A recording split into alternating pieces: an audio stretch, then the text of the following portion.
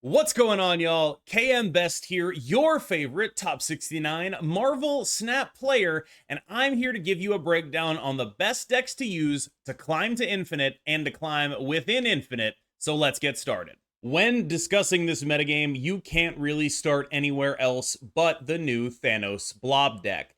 Now, it is my personal opinion that this is not the best deck in the game, but it is very much within the top 3, and it is what I would describe as a tier 1 deck. And since it is a tier 1 deck that effectively came out of nowhere with the release of Blob, it very much bears discussion. Blob has a lot of text on him, but the easiest way to read him is as a card that simply, when put in a lane on turn 6, will almost certainly win that lane. Now, he can be answered by cards like Shang-Chi and Shadow King very often, but if you don't have priority, he will get arbitrarily large and he will probably win that lane. This means that he's a great pair with Professor X, because if you have a card that is going to win a lane on turn 6 on its own, what you want to do is make sure you have won another lane, so you are not sacrificing anything by devoting your entire turn 6 to winning one lane. This is pretty basic. Blob's biggest weakness is that on turn 6, he only goes in one lane, so you need to compensate for that by making sure you have won other lanes beforehand. Professor X is your best way of doing this. So that's how you arrive at what I would describe as the basic Thanos list. There's not a lot of special tech in here. It's just, good cards in Thanos. You're doing your thing where you accelerate 5-drops out with your time stone. And frankly, I think we can do better. This is my personal Thanos list, and I think it's the best one in the entire game. Now, why do I think that? Well, I've made a couple of very important adjustments. And adjustment number 1, and this is the most important one, is we cut Jeff and we cut Blue Marvel, because when our Loki opponents get those, they flip our Professor X lane. I understand, it looks a little bit weird to be reliant on Professor X without those cards. I get it. That said, this deck's biggest weakness is already to Loki. Loki has traditionally beaten up Thanos decks, and that remains true. So our job is to make sure we don't incredibly get farmed by the biggest bad matchup that this deck has. Right now, I still see a lot of comments that are like, oh, but I don't see Loki anywhere. And all I can tell you is enjoy it while you can, because it is very clear to me and to other high-level players that Loki wins this matchup, and you need to respect it. And the way I have chosen to respect it is by making sure that I will not lose a Professor X lane unless it is on board lost. I can be confident in my Professor X lanes as long as I'm not giving them Jeff, as long as I'm not giving them Blue Marvel, as long as I'm not giving them a Claw, as long as I'm not giving them anything that can actually flip those lanes on me. And the reason this is so important is because of the card Blob. Blob is also asymmetrical. The Blob in a Thanos deck is almost always going to be bigger than the Blob in a Loki deck, which is filled with cards that have, mostly 2 power. Sometimes they have 3, and if you want to get really spicy, sometimes they have 5. And I think that that is the main asymmetry you're looking to exploit. You don't want to give them any ways to break that and, put points into that Professor X lane. You want to have a game plan that actually works in the matchup. And the game plan that actually works in the matchup is win a lane with Prof X, win a lane with Blob, and don't give them anything that can flip it. There are a couple other changes in here too. I tend to believe that Nico Minoru is actually incredible in Thanos, despite the fact that Mind Stone still draws her. There's going to be a more in-depth discussion of this on the next episode of 8 Cubes with Lambie, who has a lot of opinions on Thanos as well. We're going to really try to hash this out. But right now, this is my personal build of the Thanos list. It has been wildly successful for me. It has been wildly successful for others who have tried it. And I do think it would be worth mentioning that this build was put together about 6 hours after Blob came out by Yo Woody, and every time I try another Thanos deck, what I end up doing is cutting cards and adding cards, and then suddenly it becomes this deck. As an example, the rank 1 Thanos list by OKJK is 3 cards off of this. They're running, of course, they're running Jeff, they're running Blue Marvel, and those are easy cuts for me. And they're running Alioth over Magneto, which is another easy cut for me. Because Alioth is a card that actually is not very good, in my opinion, right now. Blob fills the same role. And while Blob has that Loki asymmetry where your Blob is better than their Blob, when Loki gets an Alioth from you, it's better than your Alioth. And you want to avoid that as much as you possibly can. So This is my current build of Thanos. I consider it somewhere in range of tier 1. I think the Thanos deck overall is tier 1. I posted the first version just so you'd understand what the basic archetype was, because I think my build makes less sense unless it's juxtaposed against what everyone seems to be on.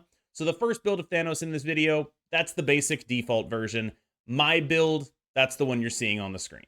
Playing Loki has literally never been more free than it is right now.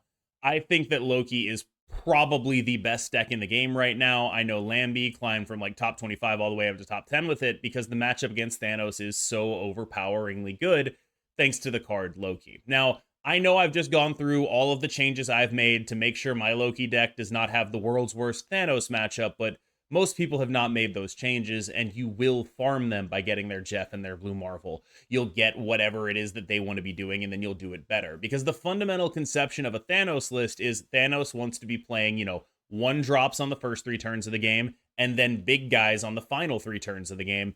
And Loki can do that, but has a better early game. And then when they play the card Loki, they have a better late game too. And that is the main thing that you're looking to avoid as a Thanos deck, is someone doing what you do, but better. Loki very much does that. It is a very good matchup into Thanos, and it's closer than it used to be, but it used to be totally unfair. If you really want to beat up Thanos, you can actually put your Quinjet back in here, and then it's basically impossible to lose. The issue you have then is if you run into mirrors, Quinjet is actually not that good, because you look at this deck and it's not like you actually need those double discounts in a mirror. So there's this sort of give and take where Quinjet means you beat the hell out of Thanos, but also you probably beat him anyway. And when you run into a mirror, Quinjet makes you a little bit unfavored.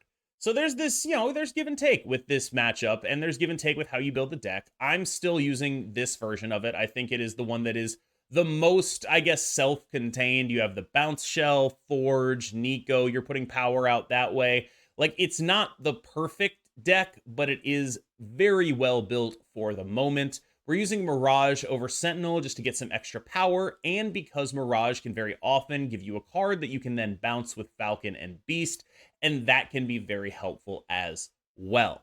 Now, bouncing a Sentinel, that's not nearly as good. That's why Mirage is in here. It's just a little bit of extra power, because while this is a deck with the Bounce Shell, it is not a deck that can run the Hood, and the Hood is a key piece of that Bounce Shell, so you need to make up that power somewhere, and we have chosen Mirage to do that. As far as the rest of the matchups play out, this is still a really hard deck to play. Don't get me wrong, just because the Thanos matchup is easy, you play Loki on 4, doesn't mean all your matchups are easy. This is still a deck that you need to know when you need to be a Loki deck, when you need to be a Rogue Shang-Chi deck that just uses Werewolf as the bounce strategy. You need to know all of that kind of going in. There's a lot of required metagame knowledge when you play Loki, and I think that that is important to understand, and I think that also sort of gives important context to a lot of the statistics websites that seem to have it as not a very good deck right now. A lot of that is just because this is a very, very difficult deck to play. Probably the hardest deck to play in the entire game. There's so many sequencing things you have to do, but even before you get into the sequencing thing, you have to pick the right game plan for the matchup, and you have to make that decision very early, which means you need to be able to recognize what your opponents are playing. And if you can't do that, there is a world in which I might not recommend this list to you. That said, right now, with so many people playing Thanos, this is pretty free. You should whip out the Loki when you can. For some reason, everyone just assumed that without Darkhawk, the Bounce Shell would collapse entirely. That is not true. The Bounce Shell is still extremely, extremely powerful, and I consider this one of the 3 best decks in the game, which, if it's not clear right now, are this, Loki, and Thanos. Now, why is this deck good? It's good because it does stats well. What are the risks of this deck? Well, Professor X on your Sentry lane, or the lane the Void goes in, does actually turn off your Annihilus. You do have to be afraid of that. You're not exactly amazing into Professor X because you are a bounce deck, and you do run that risk. However, you are generally pretty damn good into Thanos decks because of the amount of draws you can brick. People tend to think that the reason decks with Darkhawk and Rockslide and Korg and Black Widow are good into Thanos is because Darkhawk is very big. And that helps, don't get me wrong. Blob, of course, gets rid of the cards in your deck and makes your Darkhawk very small, so we don't run it anymore. But the reason these decks are good into Thanos is because they brick your draws. Thanos is a deck that needs to be rolling downhill. It needs to be playing multiple 1-drops early in the game. You want to go 1-drop, 1-drop, 1-drop, 1-drop, 1-drop, and then accelerate into your early 5-cost card on turn 4. If you're not doing that, you're just playing bad cards late. And if you can't get those cards to draw you cards because they drew a rock, because they Black Widowed you before you could actually flip up your stones on turn 2, things like that are really, really bad for you. In addition, things like the Black Widow Widow's Bite compound with Thanos' already prevalent desire to play a lot of cards out. Having a blank board space or a negatively impacting board space is very dangerous to Thanos, more than it is to other decks that aren't trying to play as many cards in the early portions of the game. This is a deck that matches up well into Thanos, not because of LeechHawk, isn't even in the list anymore, but because of everything else. And what this deck does do that is very, very powerful is just have an immense amount of points and swing on the final turn of the game. And that's to say nothing of a card like Enchantress, which is what I'm using as a LeechHawk replacement right now. That is because I think Enchantress has a reasonable body and it hits just so many things right now. It's not going to kill your opponent's blob. That's fine. That's what you have Shadow King for. But what it will do is kill a Devil Dinosaur. It'll kill a Blue Marvel. It'll turn off a Soul Stone. And it's just like a bunch of really strong stuff. You can even try to snipe their Professor X with it if you don't have priority. Like, this is a card that can do that as well. And I think that right now, I mean, whether you play Enchantress or Shang-Chi in that spot, I think that's fine. There's also still a world where we just play LeechHawk and understand that it's not a card we're going to play against Thanos, and that's actually just fine. I think that, like, there are other matchups where you're like, wow, I really miss the LeechHawk here, and he is a more generally applicable card than Enchantress. I wouldn't hate it if you put him back in the deck. That said, this is where I'm at with the list right now. I think that the Korg stuff is just, it's a little too good to cut. I totally understand why you would think, okay, I got to cut Korg. I'm not playing LeechHawk anymore. But Korg is the best 1-drop to bounce against Thanos because of just how damaging it is when they draw a rock instead of a card that actually matters. While we're here, I just wanted to highlight a deck cooked up by Equinox that looks to solve the problems of the Thanos matchup with this bounce list in a different way. And the way it's looking to do that is with Hazmat. Obviously, you can see how Hazmat is a very powerful card against a deck like Thanos that is very often filling up the board. However, the hidden utility of Hazmat here is you run multiple 1-drops that have 1 power. So what you can do with your Hazmat is bring them to 0 power and then annihilate them over to your opponent and clog their board entirely. This is a very, very powerful thing to do, but it is harder to execute than you think because there's this little bit of conflict where you're like, okay, well, those are the cards I want to be bouncing. When am I supposed to exactly send them over? And when can I get that buff, that negative buff onto them from our Hazmat such that I don't feel bad about bouncing them and I actually am going to send them over? And how much is it worth to me, the attempt to clog up their board versus, you know, I would rather just like have these cards that I can then replay, especially something like, you know, Nico, you don't want to get a Hazmat debuff on it because she's going to double her own power a decent amount of the time. That said, I think that Hazmat is a pretty good card into the Thanos matchup already, and the additional surprise factor of just sending over like a 0 power Spider Ham, a negative power Hood, a 0 power Forge, and, you know, maybe your Sentry thing as well, that can be pretty damaging. And while it's not going to be like an enormous cube winner because usually your opponent's going to leave if you pull something like that off, they are definitely not going to be expecting it to happen because that Hazmat is so out of left field. So if you wanted to try something unique and interesting in this deck, I think this would be a way to go. Equinox put this together. Huge shout out to her. The interesting thing about this metagame is that it's gone a little bit condensed, right? Because there's so much Thanos out there, I think that there are only legitimately 3 decks that I really would recommend, or at least, you know, 3 shells. And those are, of course, Thanos, Loki, and the Bounce Shell. That said, there are plenty of other decks that are playable. They're just not necessarily on the level of the previous 3 that I mentioned. Lockdown is a deck that I think is pretty underrated right now because everyone who would be playing normal Lockdown is now playing Thanos Lockdown instead. And so that means that this deck sort of falls by the wayside, which I think is unfortunate because I actually really like that it's a wave deck now. Having this wave in here allows you to be a turn 4 Professor X. And I mean, like, turn 4 Professor X on your wave lane, that's a 3-5. It's a pretty damn good chance you're going to win that one. So you have not only that, but you also have things like, just wave into an early Doctor Doom, then Professor X. Then you can play a final turn, Medusa plus Miss Marvel. Like, this is just really, really, really strong stuff to be doing. And that's not to say that, like, other decks aren't strong. I just think that, like, this is a legitimate evolution in the Lockdown archetype, and I think it's a very, very good one. Including Wave in the Lockdown deck gives you a lot more free scam wins, and you really need those free scam wins if you're going to be a Lockdown deck. Now, the casualty here is Iron Lad, and I really do wish I could fit him in. But to me, Lockdown is diverging a little bit. There are decks that are trying to do it like this, and then there are decks that are running things like, like maybe an Iron Lad, maybe a Shang-Chi. I've even seen a Zabu in it. The core of the deck remains the same. The strategies remain the same, but the intricacies of them genuinely are different. Right now, this is the one I prefer because I like scamming people. I like free wins. I like scamming Professor X's. I'm a big fan of that.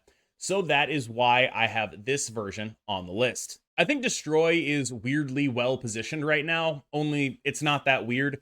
Killmonger is an extremely powerful card that you could be abusing right now against Thanos decks, and there are so many Thanos decks, and I don't think people have remembered exactly how good Killmonger is in that matchup.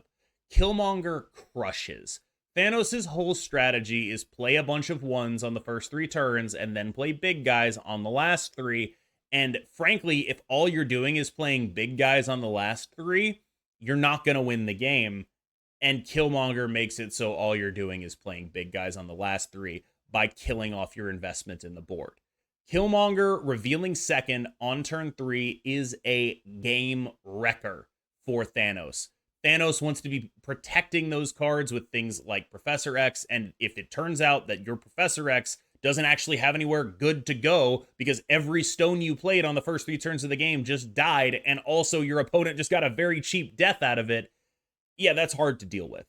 Destroy is a very well-positioned deck right now because of very specifically that interaction. It's not like it's bad into Loki either. I mean, Loki is very dependent on getting either death or null, or ideally both, out of your deck. And if you don't give them those cards, obviously it's not really in your control, but if they don't get those cards, you end up in a very advantageous position because they have a handful of like Carnages, Venoms, and 1-drops.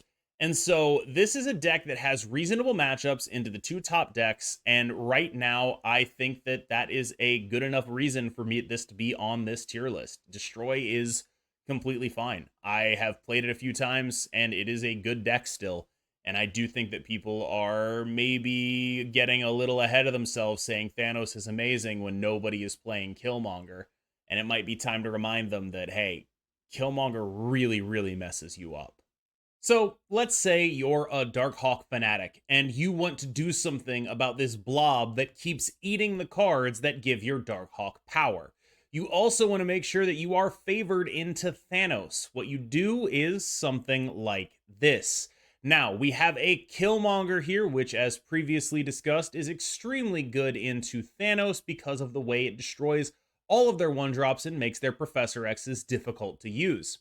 We also have a Leech, and the Leech is a new addition to this archetype.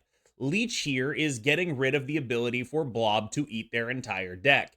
This is pretty key if you want to rely on Darkhawk as an actual strategy. Now, what this also does is make you a bit of a control type deck where you're playing cards like Mobius and Leech and Killmonger, and you're looking to answer specific threats.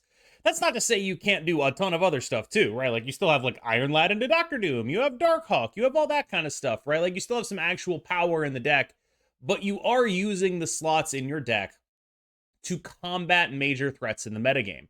Mobius is reasonable against decks that are looking to energy cheat, including Loki. You have your Killmonger for your Thanos, you have your Leech for the Blob decks, and Leech is actually going to get like a pretty decent amount of work done just kind of across the metagame right now. The major issue it has is, of course, your your opponent's probably just going to leave if it actually kills them. But there are a lot of things that Leech beats right now. One of the interesting things about this list is that it's so balanced in terms of the energy curve. You have 3/2 drops, you have 3/3 drops, you have 3/4 drops, and then of course, you know, you've got your top end, and that's just kind of how that goes, right? You got the 1, the 5, and the 6 that make up the remainder of the deck. It is interesting, though, when you think about that in the context of Zabu, because Zabu almost seems a little bit superfluous here because you're looking to play 3s on 3 a decent amount of the time. You're not going to be not playing a Killmonger in the Thanos matchup if it's turn 3 and they have priority and you're going to blow up like 5 stones. You have to get that out of there right now in case they accelerate into a Profex, and then it's like, okay, well, you're playing your Zabu to play a 4-drop on turn 4, and you're not going to really mix anything in with that. And then it goes to turn 5 and you play your Leech, and it's like, when did I actually get value out of the Zabu?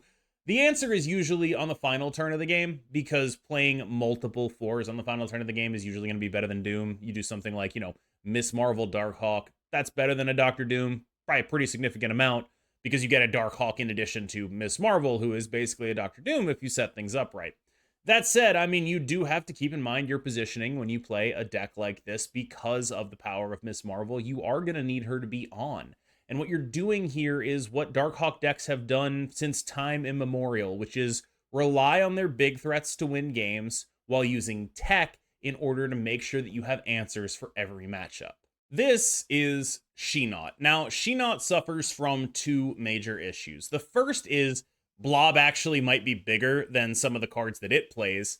And the second is there is a prevalence of sort of free ways to remove that limbo. They are things like Reality Stone, things like Snowguard Hawk. I mean, they're pretty common at this point. You should probably be aware of them. Now, the issues that you have can be alleviated by the inclusion of Leech. And I actually think Leech is a very good card right now, especially, you know, you turn off their Blob. That's pretty sick, right? Like, you turn off their Blob, you turn off their counterplay, you protect your limbo, you play a bunch of big stuff. That's kind of what you want to happen. And I think that's also kind of, unfortunately, like mostly the only way you win is you have this Leech and you rely on the Leech heavily. And if they blow you out off of the Leech, well, you just have to kind of deal with that. You don't always get your combo either. It feels like a deck that is just a little bit too finicky in terms of it needs very good things to happen very consistently in order to beat these top decks. And that is, I think, a little frustrating because, honestly, I think this is a deck a lot of people like, and a deck that a lot of, like, I would say, you know, lower collection level players tend to play, even though, you know, yeah, there's a Jeff in there, there's a High Evo in there. Those are actually, like, very commonly owned cards because of how long they've been out. I think a lot of people have picked them up. And so this is a deck that, like, I think people want to be good more than it actually is good, unfortunately. That said, I mean, it's still a deck, and I think right now it's being a little bit carried by Leech, which is a very, very powerful card in this current moment. It's not something you want to play always, but right now, getting rid of that counterplay that your opponent is getting for free to your limbo is extremely important. Final honorable mention is if you hate yourself, you can still play Hela. This is a Blob Hela list cooked up by Husky Puppies, and I just wanted to throw this out there so people were like, hey, here's another Blob deck for you. Here's another Blob deck for you. I don't think it's, you know, particularly the greatest thing ever, but the main thing that's happening here is Blob is such a low power card that we can use Silver Samurai to discard it. And of course we have, you know, our Lockjaw Thor Jane thing in here. It's an interesting inclusion in a Hela deck. I actually kind of like it in the sense that we have this, you know, very targeted discard package where we want to hit specific cards with each of our specific discard cards. So, you know, Silver Samurai is almost always looking to hit Blob. Something like Lady Sif is looking to hit Death.